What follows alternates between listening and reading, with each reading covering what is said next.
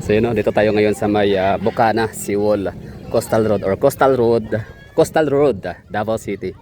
Coastal Road Davao City sa may Bocana Seawall area. So ang galing lang itong area na to dito, tapos na to, no? Kumbaga ready to ready to open for the public. Kaso nga lang hindi pa tapos yung tulay dito sa may bandang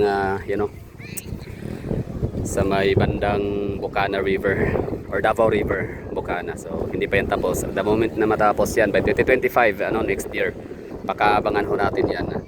So the moment na matapos yan, magiging open for public na to dito. Tapos dire-diretso na to itong Coastal Road hanggang sa Rojas Boulevard segment. Ibang galing lang, no? So nakakatawa mga taga Davao City. The most awaited moment natin mga Davaoenos, no? Yung mag-open ulit ito dito. Madadagdagan na yung ating Junction 1 na Bago Playa and Matina times beach Ecolanda. So yung Junction 1 na yun na 7 point something kilometer, madadagdagan ulit ng ilang kilometro, like di ako sure pero parang nasa mga 3 to 4 or 5 kilometers, although hindi na siya ganun kamahalaga, no? Tama mo yung 3, 4 or 5 kilometers. Kung ang mahalaga ay ito yung second junction na mabubuksan soon, no? Next to Junction 1. So madadagdagan yung ating matatraverse na coastal road, which means mababawasan yung hirap pasakit ng peak hour natin dito sa Davao City na traffic, di ba? Wala lang, lalanghapin natin yung simoy ng hangin, i-enjoyin ho natin. Napaka-presko, napaka-sarap ng hangin. Time check, alas 3 ng hapon. So, masaya ba mga taga Davao dyan? Excited naman lahat para sa opening nito, grand opening or sa distribution or parang yung pag-open for public use. Ang galing lang. So dito pag gabi wala pa tong hindi pa to pinapailawan itong mga sodium light ba yan or tawag nito sodium light, no, or solar light, I don't know, basta hindi yan umiilaw as of this moment or nung nakaraang gabi na napunta tayo dito.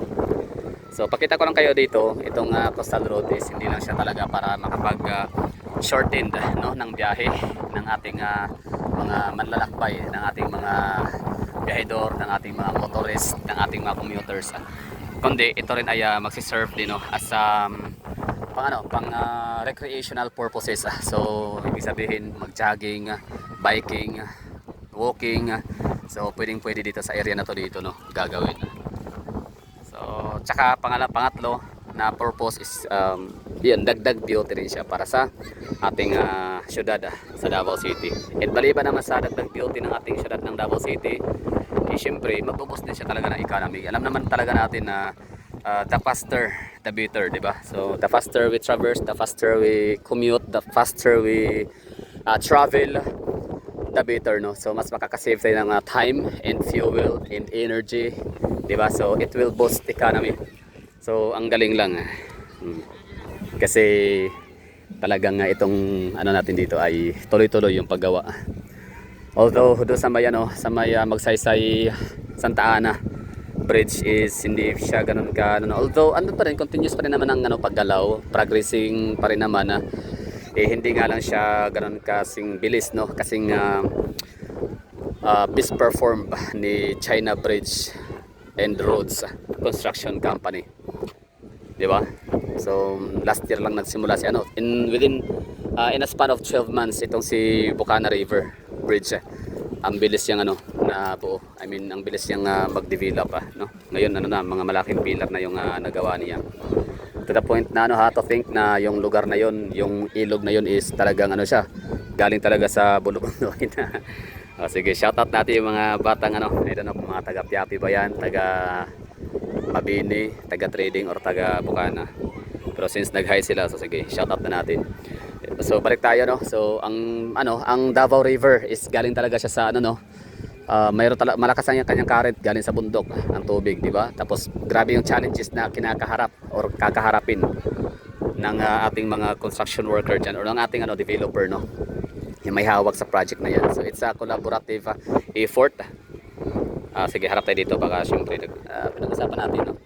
So it's a collaborative effort of DPWH, no, Philippine government, and of course China fund or aid, ano ba tawag dyan, basta China fund, funding aid, parang gano'n, no? Parang soft loan, I don't know kung ano ba tawag dyan, medyo hindi ko masyadong kabisado yung tawag nito, yung status nung, ano, nung sa China, kung yan pa ay donation, pero hindi naman siguro donation. May mga ano pala dito, may mga bantay, may mga pulis. Okay, bawal pang ano, bawal pang dumiretso. Yan, palo ka ngayon ng ano, batuta. Tingnan natin ano magiging sanction. Ano lang, saywar lang yan.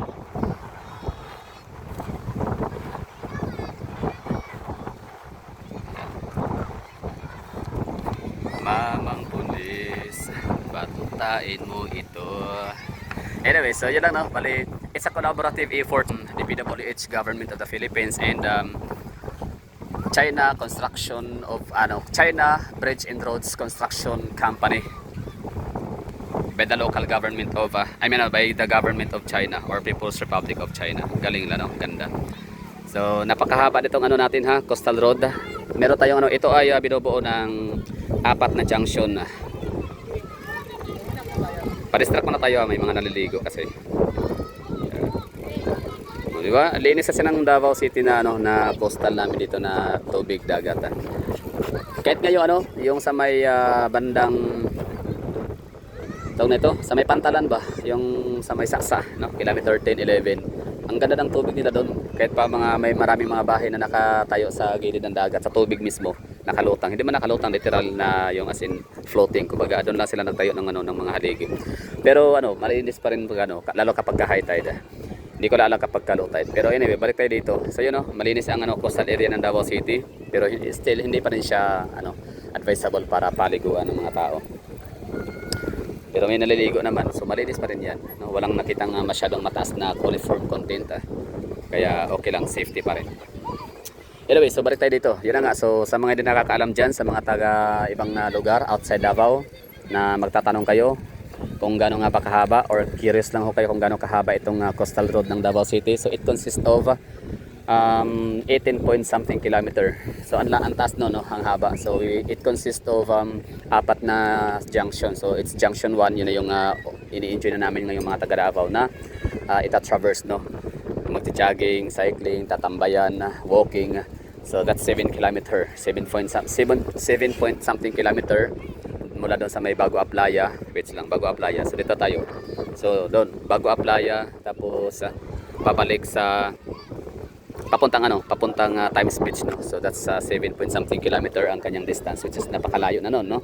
Malaking tulong 'yun para sa mga private vehicles na ayong ma-trap, ayong ma-stranded sa heavy traffic and congestion sa ating mga main roads, main thoroughfare sa MacArthur Highway sa may Matina.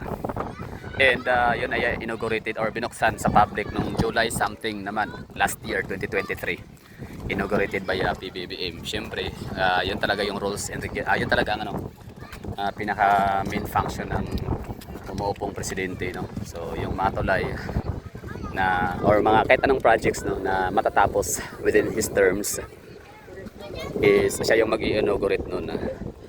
So may mga ito pag-usapan natin konti sa tayo, hasingi tayo ng konti sa politics. So, ang dami kasing mga ng mga nag-aaway-away din sa comment section when it comes to credits.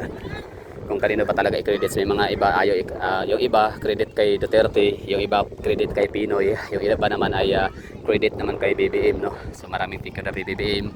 Well, in some point parang thank you pa rin kasi whether he like it or not, matatapos din naman talaga itong mga tulay, itong mga mega project, lalot bayad na, alam niyo yun, lalot may budget na. So lalot lagpas kalahati, more than 50% na yung yung nagiging tawag nito, yung completion ng isang project. So wala kang choice talaga diyan, kundi gawin mo lahat ng paraan para matapos mo ang project na yun. So yan ang gagawin mo as ikaw yung nakaupong presidente sa panahon na yan. Tapos ibig sabihin credit pa rin kay PBBM, no. Kahit paano, kasi pwede pa rin naman yung gagawin, no, kung ganoon talaga siya katarantado. Kung pagtripan niya talaga, i-power trip niya ang mamamayang Pilipino, di ba?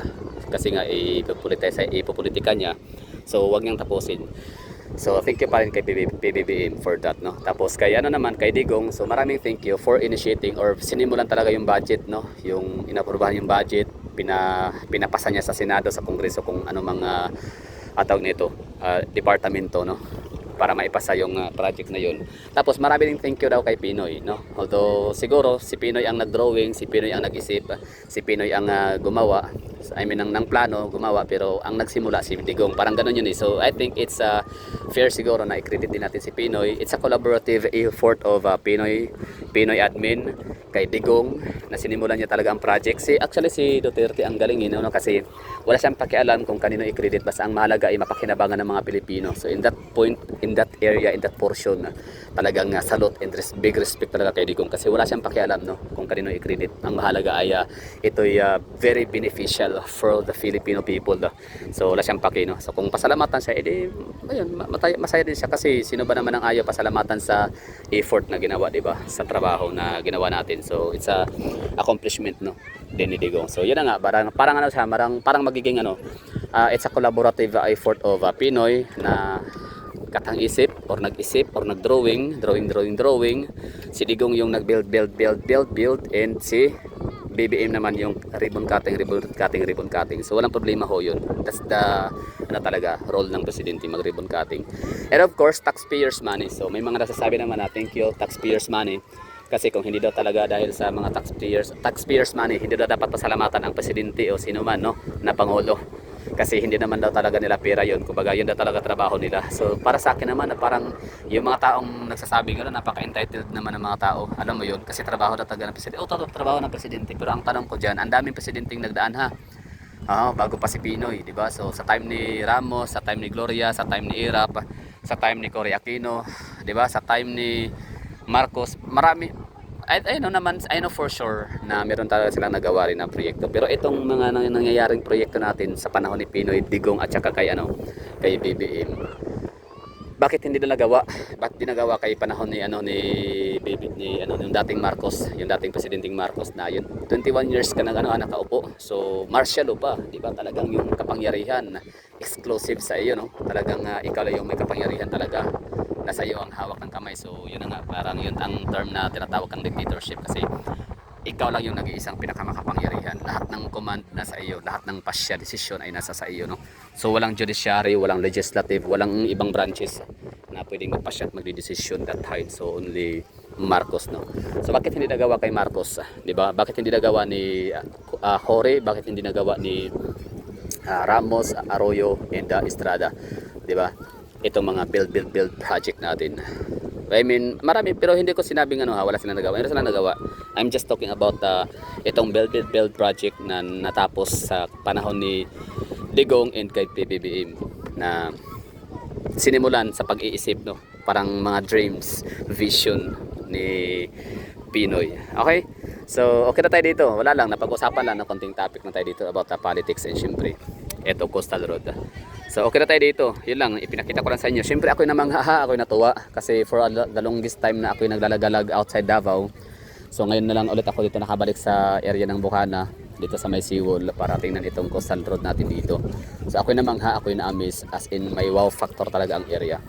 So congratulations sa ating mga Davaoenyo, sa ating mga Pilipino, kasi at the end of the day, hindi si Pinoy, hindi si Digong, hindi si PBBM ang dito, ang pinaka nakikinabang, ang pinakapanalo dito is tayong mga Pilipino, di ba? So we're all the winners in this kind of project. So thank you for watching. I have to say bye bye and ingat sa